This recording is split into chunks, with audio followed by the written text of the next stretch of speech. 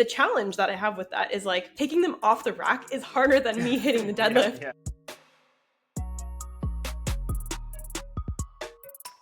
Hello, everybody, and welcome back to another episode of Truth Talks, the podcast that brings you real strategies for sustainable transformation. I'm Courtney. This is my brother Paris, and today we are digging into a very common debate. Honestly, I think it's one that I kind of hope just gets put to rest, but for some reason it's still debated out there, and that's just the continued argument of like free weights versus machines when it comes to lifting culture. Mm-hmm. Yeah, and like people taking very hard stances in one of those. And I think the thing to point out, just as a general rule of thumb for training, there's so much gray area. So anytime you're taking like a very, very hard stance and talking absolutes, it's kind of like, well, sort of, kind of, you know what I mean? There's nuances. Yeah. You can't make these blanket statements. People love to say, oh, you have to only do sets of 5, or you can only use machines for stability. It's like, we come up with these weird rules. It's like, okay, maybe we should rethink that and look at context too. So that's just a general rule of thumb when like, you know, hearing something, how to make decisions about if it's good info or not. Yeah, and it's just like a red flag if you're reading any statement that just sounds absolutist. And this is one of those debates that people fall into these absolutist categories. And our job today is to explore that gray zone, as we love to do, and really clear up some of the nuance so that you can decide when to use free weights and when to use machines in your own training, which I might just have given a little bit of a spoiler, but we're still going to tackle this question. Love it. Are free weights better than machines? Do you want to do like a short one-line answer before we dive in? No. No, you don't want to give us an answer, or no, the answer is no? I'll say the answer is no. It's all contextual with training, as I was saying before, and we cannot definitively say one is better than the other. They're both great, and both you can build muscle with both, and that's kind of what we're talking about. But first, I think we need to define, okay, what is free weights versus what do we think are machines? So free weights would be dumbbells, kettlebells, and barbells. All right. So anything that's not attached to something and is not part of a contraption, we'll say, is free weights. Okay. But mainly you're going to be, if you're trying to build muscle, it's probably going to be dumbbells and barbells. Okay. Now, machines, we're going to just categorize things like cable machines with the stacks, any plate loaded machines, anything where you're set up in a straight track and it looks like a machine. Okay. It's pretty obvious. We'll more easily identifiable. Yeah. But we'll group cable stacks in there as well. Anything with cables. So you're relying on like external mechanics versus just your body to move the weight. So cables, levers, handles, pins and pulleys and all this crazy stuff. Yeah. Those are machines. Absolutely.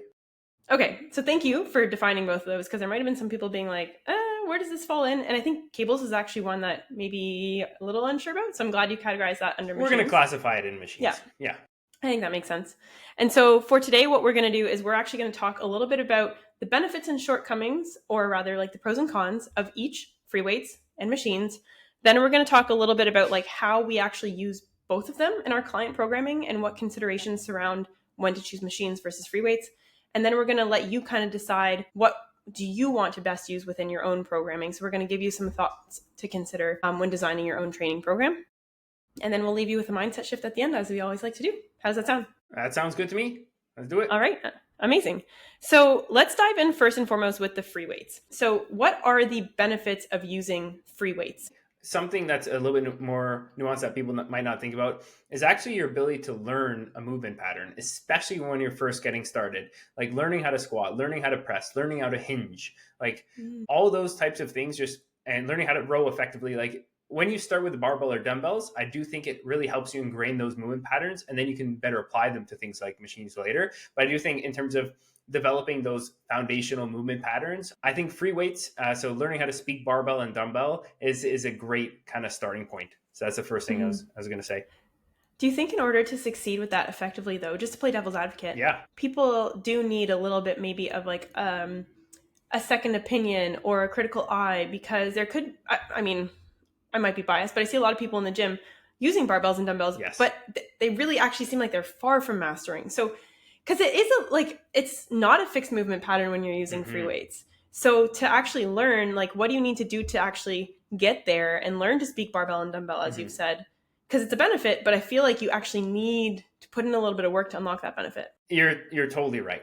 like let's say you're looking at dumbbells and barbells, it might be more intimidating actually, but I would say you're right. Maybe I should correct myself and say with the correct guidance, or if you're Mm, reviewing your own form videos and like film right. yourself on selfie mode and then go watch it after, then it's important to refine those movement patterns to then put you in a good spot to accelerate with your training. But if you're not having any sort of review, or you don't have somebody that's helping you for some guidance on the movement patterns, then maybe it's the opposite of what I said. You Mm-hmm. know? Could be. Yeah, could be. And Yeah. so, again, just a clear example of why there's a lot of gray zone here, because we can find those benefits in different places. But the point is that if you are somebody who is just getting started and you pick up free weights, you can learn how to do a squat really nicely with a Mm-hmm. goblet squat Yeah. before worrying about machines being too heavy or figuring out the mechanics of how to position things on the machine. So it's a great starting point. But yes, please, if you are starting and you pick up a dumbbell, kettlebell, barbell, take the time to review your own technique or ask somebody who's experienced to review your technique. Great. What are some of the other benefits of free weights? I think, when we're trying to just develop overall strength, it does also work pretty well. Again, for those foundational movement patterns, just building initial strength, but also it does Mm-hmm. hit our stabilizer muscles a little bit more than machines would. You could argue if that's even, relevant to hypertrophy or muscle growth setting. However, I do think it is nice to develop those stabilizer muscles, and I do think it helps transfer again into other movement patterns later. So that's like a big one. And it's really nice to go into the gym and have a big barbell movement and consistently progress at it. That's like a really motivating feeling when you're like, okay, I'm making these incremental gains every week. Okay, what can I do next week on my squat? Okay, Mm-hmm. I'm so excited. Wow, look where I started 7 weeks ago compared to now. Like that, for some reason, with those big barbell lifts, Mm-hmm. that incremental progress can be very motivating for people, I find. And you kind of put two, like you kind of put two in one there. So I'm going to Mm-hmm. split them out a little bit because you talked about how you can make strength gains quite quickly. And that probably is related to the fact that a lot of your compound lifts are free weights, Yes. right? Like you just said, right? Your squat, bench press, deadlift, they're free weights and they're heavier. So you can actually add weight more continuously. So Mm-hmm. for that initial strength development, which was, I think, the first point you made was like that strength development, right? Can accelerate quite quickly with free weights, which is amazing. And I think you also have a lot of flexibility in terms of like how much weight you're then adding. Yes. Like if you could add a 2.5 or you can add a 5. And Exactly. so there's great flexibility with those quick strength developments of being able to add little increments at a time when you're talking about like barbells, for example. But even dumbbells, right? Like they have like the 12.5s, then up to the 15s, things like that. Exactly. And then, yeah, the Yeah. second thing is just how motivating it can be when you're Mm-hmm. like, wow, I used to bench 45 pounds and now I'm benching 150 pounds. Like Yeah. just seeing that. And also because these lifts are kind of glorified with barbell lifts to a certain extent, you Mm-hmm. feel like you're almost like part of the lifting club when you hit certain strength standards. For some people, that is important. And some people Yeah. that does keep them motivated in the gym, maybe not as like, relevant for other people, but it can be psychologically motivating. Yeah.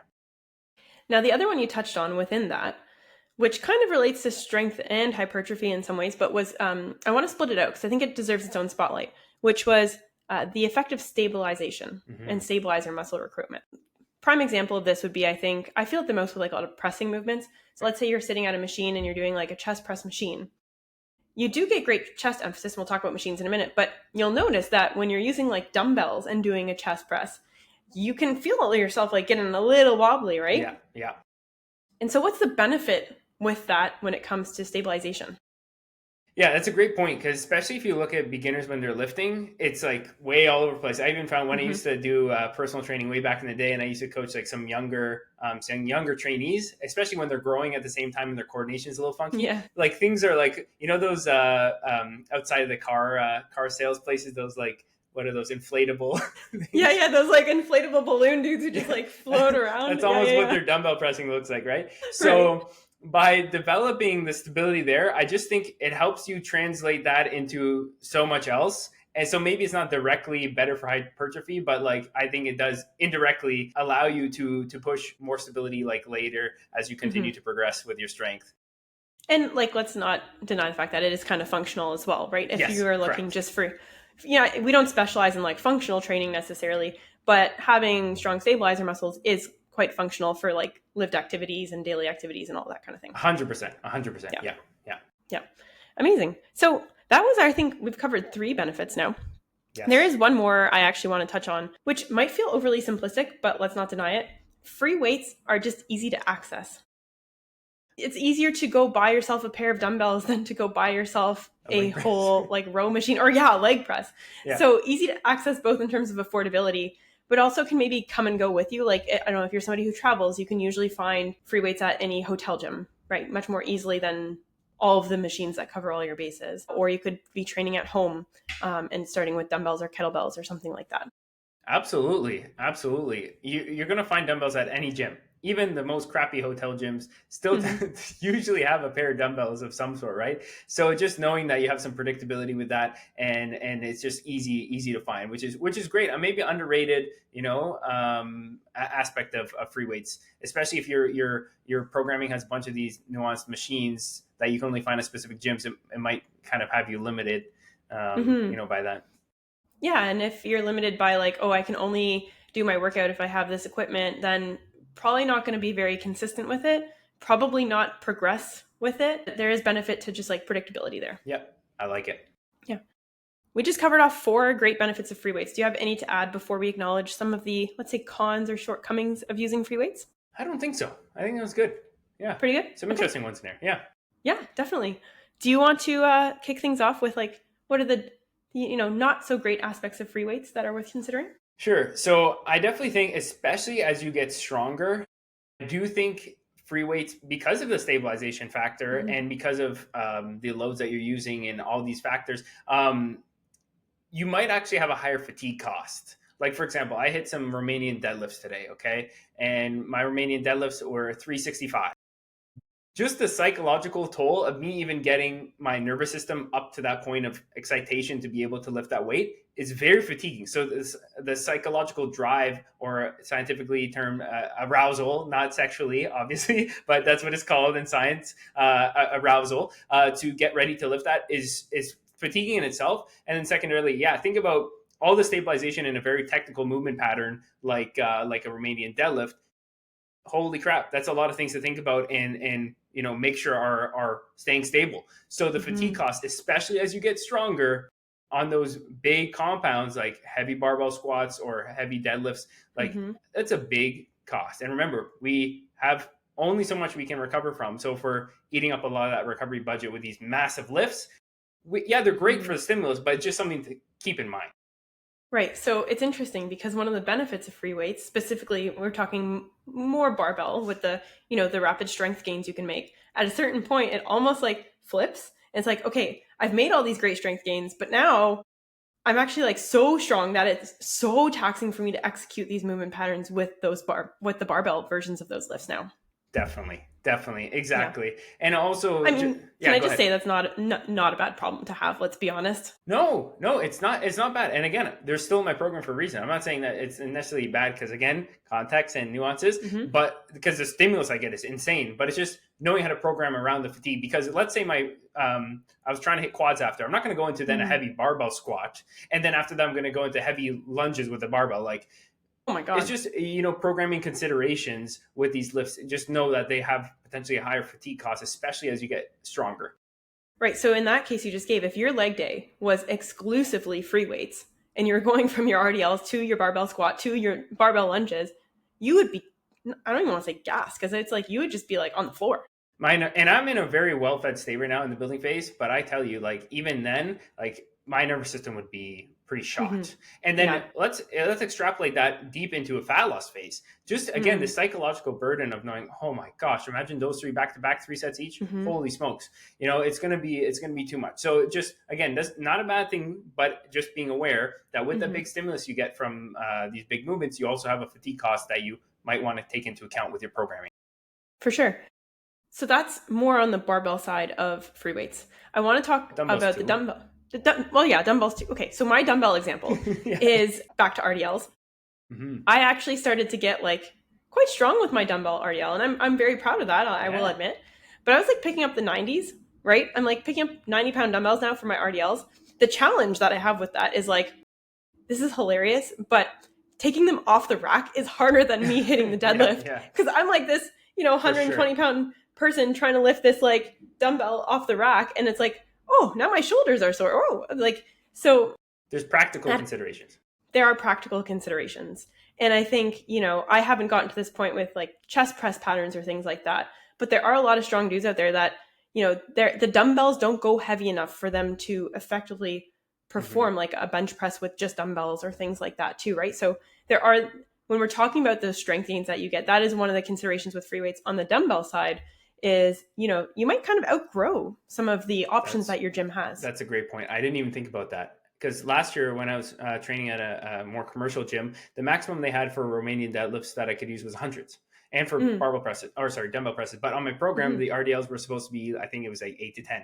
And I could blow way over 15 reps, even with like a 2-second pause at the bottom. It was way too easy. Right. And then for presses, I was supposed to go in like 4 to 6 for a couple of sets for my flat dumbbell press, but like I could hit it for like 14 reps. So it's like, okay, either we need to pre-fatigue it with something else first, the muscle, so that make the lighter weight feel more challenging, or we need to choose a different movement pattern. So there's something to a lot of times gyms. I was even talking to one of our ex-clients the other day, and he was saying at his condo gym, it only goes up to 50s. Yes. Right. So that same benefit of accessibility. Yeah. Anyways, yeah. Sorry, I cut you off, but that was the next thought I had. Exactly what I was going to say. It's like, as you get stronger, like your gym might not have the the right dumbbells. So there's just something to think about. Yeah. Yeah, especially like you said, condo gyms, hotel gyms, like where the benefit is we know they're going to have dumbbells. They might not always match like the strength level you're at, or even for people training at home. Like I'm very proud of this client that I'm gonna talk about for a minute. She started out with like 3-pound little dumbbells at home, and very quickly discovered she was way stronger than that. So started investing in more weights to have at home, moved up to 20s. Then we were doing some movements where we were putting the 2 dumbbells together, and she was having 40 pounds for some of her movements.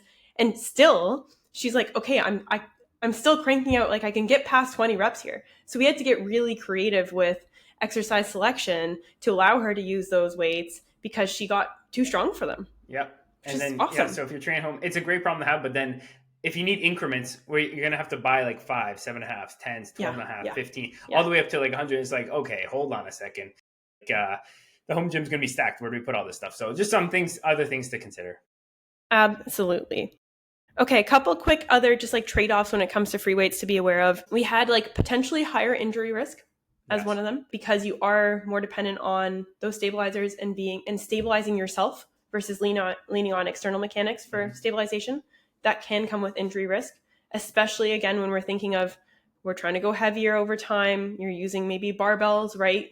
Those ones tend to be associated with heavy compounds, which do have increased risk, relative risk. Yeah, that's true. We all know the people who have hurt themselves deadlifting, but it's just something to consider, right? Something to consider. And again, as you get stronger, you have to do more warm-up sets and things like that. And injury, I guess, awareness becomes something that you'll probably think about more and more. So it's just another layer of things that you have to take into account within your program. Right. So I'm going to go back to where we started with the first benefit you called out, which was, if you're getting started and getting used to movement pattern, free weights are great for that in some ways.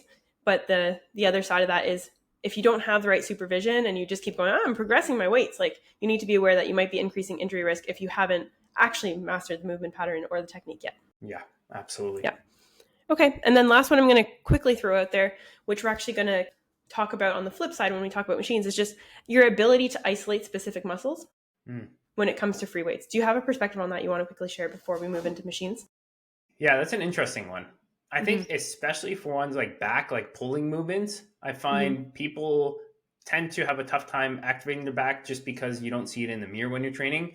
And when you're doing machines, for some reason, people just have an easier time finding their back versus if you do it like a dumbbell row or a barbell row, and then instead you do like a machine row and you're like, oh, that's where my lats are, right? So it's just easier sometimes to be able to actually control and isolate specific muscle groups with a machine than with a machine. Sorry, yeah. Right. So the shortcoming of free weights, because this is the perfect one to segue into machines. Yeah. The shortcoming with free weights is that sometimes it can be harder to actually focus on moving the target muscle. And part of that is also related to the stabilization, right? Stabilization is great to improve, but if you kind of like have other muscles starting to get recruited, or maybe I don't want to say cheat, but like you naturally adapt maybe the movement. Cheat, for sure. Right? I know I just don't like the language cheat, but you kind of are cheating. If you're cheating at the movement pattern by recruiting like other muscles to lift the weight instead of the target one, because it's a free weight, it's easy to do. Yeah. Because you can move a free weight however you want to. It doesn't necessarily mean you're doing it right. 100%. That's so important to think about, like what target muscle you're trying to hit, and then making sure that when you're, for example, if I'm doing a barbell row, make sure I'm not then using a bunch of biceps, a bunch of my lower back, a bunch of my Right. glutes and hamstrings in the same time, you know? So Yes, yes. Like we did I just have to call this out before we move into the machines. We did a reel a while back about like save your hip thrust for hip thrust, because I yeah, think like that's one of the most common things I see people doing in the gym is like these major like momentum hip thrusts, like swinging their whole body around to do something like a a lateral lateral raise. raise, Yeah. right? And you're like, can you just like, Yeah. because you can move the free weight, your body is free to move however it wants, right? But you should be focusing just on your delts engaging. Like you do not need to do a hip thrust to get the dumbbells up for a lateral raise. Absolutely. Absolutely. Which is pretty funny, but it's very It is. common. Mm-hmm. Yeah. Okay, that is a perfect segue into the first benefit of machines. Let's talk about machines. And then again, we're going to bring these two together to help you decide when to pick free weights and when to pick machines, but we're going to explore each of them independently first. So we just talked about free weights, machines. The natural segue from what we were just talking about is machines do offer a fixed movement pattern. Yes. So there's no quote unquote cheating, and that could make it easier to then target the intended muscle because you're just moving in that one way. Not to say people don't cheat on machines, but if you are working on targeting a specific muscle, the fixed movement pattern can be really helpful to help you actually focus on, am I feeling that muscle being Definitely. used? Definitely. It keeps the target muscle under fire, especially if you're like really locked in position. For the one that comes to mind is, let's take that example of hip thrusting during your lateral raises. If I'm doing a seated machine lateral raise, I can't do that. I'm stuck. So it's just my Yeah. delts that the only way I could cheat is like turn my thumbs up and try to use a little front delt or use more traps. But even then, it's limited, right? So I'm stuck. The fire is all on the delts. There's no hip thrusting. There's no cheating. There's no momentum. So that's a perfect example of like we can keep the target muscle under fire and less opportunity to start recruiting other muscles to get the job. Absolutely. And we said how free weights can actually be productive to help you learn movement patterns. Well, that benefit isn't necessarily exclusive to free weights. Actually, I think that's a benefit machines can offer too. Like if you kind of don't know how to do the movement properly, machines that have the fixed movement path can also help you learn it. It's just a different style of learning, right? And I think you need to be aware of which one suits where you're at. But sometimes it can be helpful to, get used to using a machine, especially for like some maybe isolation movements or the back movements you talked about. Yeah, it might also just be less intimidating to try it out, because if you mess up, you can't really mess it up because the movement pattern is tracked. But again, as I was saying before, if you have the correct guidance and you're reviewing, then I do think it's important to learn how to speak barbell and dumbbell to translate into machines very well. But like if you don't have that and you want something that's a little bit easier to lower barrier to entry in terms of executing movement pattern and learning movement pattern, then yeah, machines can be fantastic. And I think for people beginning or getting started in general, there are a couple other benefits for machines. And we sort of covered this as like one of the ways you can get started in the gym when we did our episode, How Can You Get Started in the Gym? Machines, one of the benefits they offer for people who are getting started is you have weights designated for you, and it's easy to kind of, we talked about this, remember? Yeah. Like it's easy to play around with like which weight you want to start with versus let's say you load up a barbell and you're like, oh my God, it's too heavy. Then you got to take stuff off and it's just like a waste of time.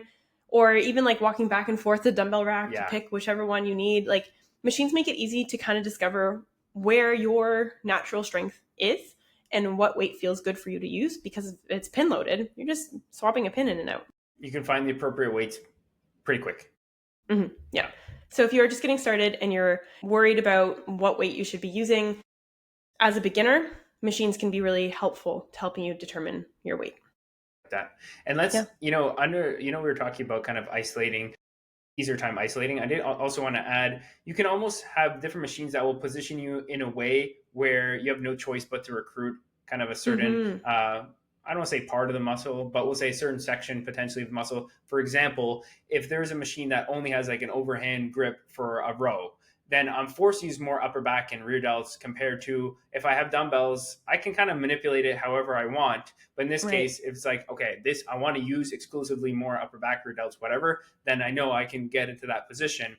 So it's just something to think about. Yeah, absolutely. And I think that's again where like you also have a little bit of a fixed range of motion. So you start training that range of motion effectively too, which allows you to just like create less variability, I think, in how you perform the exercise. Yeah. So then if you're going in and being like, okay, I'm hitting an upper back row on the machine, you don't have to wonder the next week, am I positioning it the same? I don't know, like the machine's set up the same? Great. Gonna hit it the same way. It's like true progression versus with a dumbbell. Did I use more momentum than last week? Was my arm angled differently? Did I cut the range of motion short? I don't know. Exactly. Right, those sorts of things. I think when you're talking about like targeting specific muscle groups too, there are some areas where you kind of need machines to really get into it. And the one that comes to mind most for me is any vertical pull. Yes. So the only really there's like dumbbell pullovers and stuff like that you can do. But I would say if you really want a vertical pull movement to target your lats, lat pull down machine, there's a reason why it's always busy at the gym, because it's one of the best options. Or you can do cable variations with that. But it's really hard to program or think of any exercises that you can do from home that are vertical pull, except for pull-ups, like body weight pull-ups. I don't even think we're considering that in the free weights. We're not. Right? Yeah. So no, that's a great point, Court. Because if you think about it, gravity always goes down. Unless, I don't know, if maybe one day we're going to move to a planet that has gravity going up, or a different direction. Maybe one day. Probably not in our lifetimes. But as far as I know, last time I checked, the gravity goes straight down. So if you're using free weights, the tension is always going to be in a direction you have to pull opposing gravity to get the stimulus on the muscle. So you pretty much can only do horizontal pulling movements. Whereas for machines, and this is a great example why I think back training should use more machines than some other training, is because back training, there's a ton of different machines to hit it from all angles. The cool thing is there are back machines that you can pull low, you can pull high, you can pull at a diagonal, you can pull straight down. There's so many different variations and different grips and everything. So you can get such a more overall stimulus compared to I can just do a horizontal pulling movement like a bent over row or whatever. Right. You just have so many options. Alrighty, I think we're running a little bit longer than we thought, but these are all just great considerations. So let's keep going. Any other benefits of machines? Oh, I guess the flip side, I'm going to call this one out. The flip side is we talked about potentially injury risk with free weights. Oh, yes. There tends to be lower injury risk relative with machines. Let's say it's a little too heavy, you drop the weight, nothing happens. You're not going to drop it on your toe, bust your back, you just let the weight go, the machine's got it for you. Yeah, a lot of these are kind of the inverse of what we just said about the free weight, so we can kind of go quick. But yeah, for example, if you're doing a barbell squat to failure, if you can't get out of the bottom, now you're in a pretty compromised position. Versus on a leg press, I hit fail, I just let the thing drop and I just step out of the thing. So train to failure, I think that's another maybe thing that we could say is train to failure is much safer on machines, and you can push it more predictably close to failure versus with free weights for that reason. And if you are getting to that point, you do usually have lower fatigue costs. Going back to your leg press squat example, to get to that point with a barbell squat is going to be highly fatiguing on your central nervous system. Not to say a leg press or a machine squat is not taxing. My pendulum squats kill me every week. Yeah. Oh yeah. But it's different, right? You can train closer to failure, but also the relative fatigue on your central nervous system tends to be a little bit better. Yeah, I think even if you just think about it, again, I talked about the psychological level of arousal that you need to hit a certain movement pattern. And even just me thinking about going into a heavy set of barbell back squats versus me going to a heavy set of leg press, still very much demanding, but I kind of going to have less of a mental barrier going into the leg press. So yeah. Great point. Okay. Now we do need to address the shortcomings of machines as well, we did with free weights. Yeah. You want to kick this off? The flip side is when we are working with machines and we do have a straight track, sometimes biomechanically it's just not set up very well. I can think of this with a lot of different chest pressing machines. Sometimes I'll get under a new one and I'll try it out and be like, this is just, it's all shoulders. I'm getting a bunch of front delts and zero chest just because it's not set up well for my body. And sometimes the strength curve is opposite that way you want. It gets harder in the shortened position, towards the end where we want it harder, usually into the lengthened portion of the rep. The stretch. Yeah, in the stretch. And that's a lot of times I find with certain machines, but especially on chest pressing, it just might not be built for you biomechanically. So.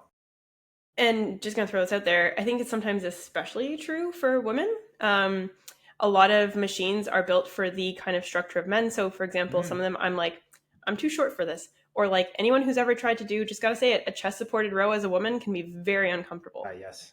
Okay. Right. And so there are different considerations for us. And yes, one thing that's great about machines is they often have like, you can alter like the length of something. Like I Yeah, think about a lying hamstring curl machine. You can change where the pad is so it comes shorter or longer or whatever, and that's great. But even then, it's not always set up for everybody. exactly. And depending on, like some people who are maybe a little bit larger in the gym too feel uncomfortable sitting in a specific position that doesn't allow to feel comfortable for their body. Absolutely. Um, yeah, it's Absolutely. important to Yeah. recognize. Good point. Mm-hmm. I think then the other two kind of downsides or shortcomings of machines are kind of, again, inverse of some of the benefits of free weights. So with machines, you do have reduced stabilizer engagement. So if you're thinking more functionally, or looking to kind of, progress overall strength, Mm-hmm. then sometimes not having that stability, as much as it can be an advantage to targeting a specific muscle, sometimes the downside is you're not then also improving your stabilizer strengths, which could be more functional over the long term. Yeah, definitely. And then the last one is usually with machines, like we said, you either need gym access or it's kind of expensive to buy and they take up a lot of space. So you're less likely to have at home unless you have a designated gym set up. Point. Okay, I like it. so let's go back to our initial question. Now that we've covered off the pros and cons of both free weights and machines, are free weights better than machines? Or are machines better than free weights? What's the answer?